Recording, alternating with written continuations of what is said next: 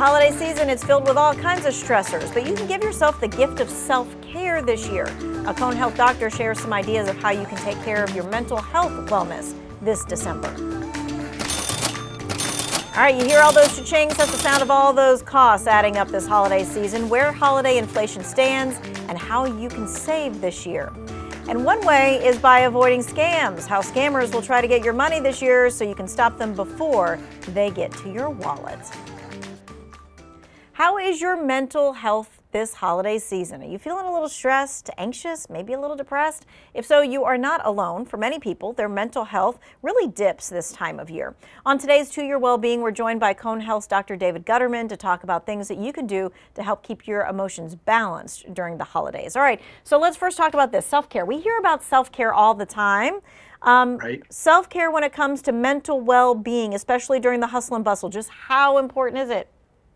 It is vitally important. It's not only important all year round, but especially at this time of year. And Tanya, self-care really means taking care of yourself both emotionally and physically. As we know, those things are very much tied together. So it's vitally important to have a healthy, good holiday season. We need to take care of ourselves. All right, and so sometimes self-care to some people means treat yourself. So let's make the differentiation, right? Because let's review some self-care strategies that can help people stay mentally grounded during the holiday season. Right.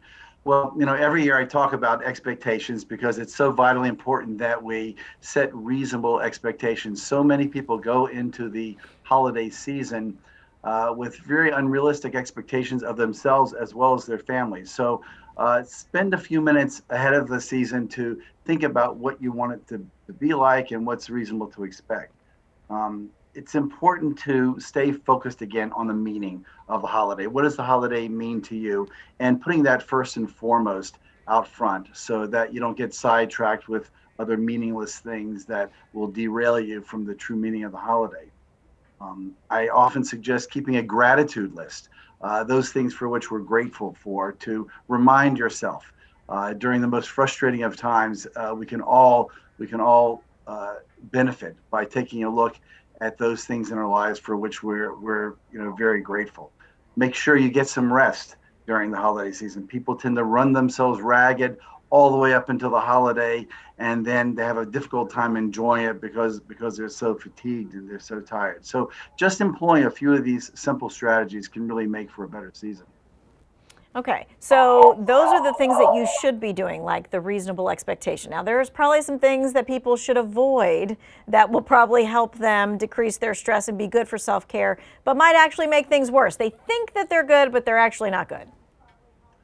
Well, as you might guess, toward the top of that list, people sometimes use the holiday season as a way to anesthetize themselves with substances, alcohol. And while it's nice to be able to enjoy the season with your favorite beverage, it is important to keep in mind moderation. And the moderation really goes for everything, eating as well. So moderation both in terms of consumption of food as well as alcohol. Those are things that sometimes can really derail the season for individuals. Mm-hmm. And people often go into the holidays, thinking about moderation, not overdoing it. I just spoke to someone the other day who went into their office, and she had was so determined, this holiday season to keep her weight where she wanted it to be, and there was cake everywhere, and she was eating and felt horrible, and then emotionally beats herself up for several days. So. Be mindful of that. Be mindful of what works best for you, and be careful about staying in your lane in terms of moderation.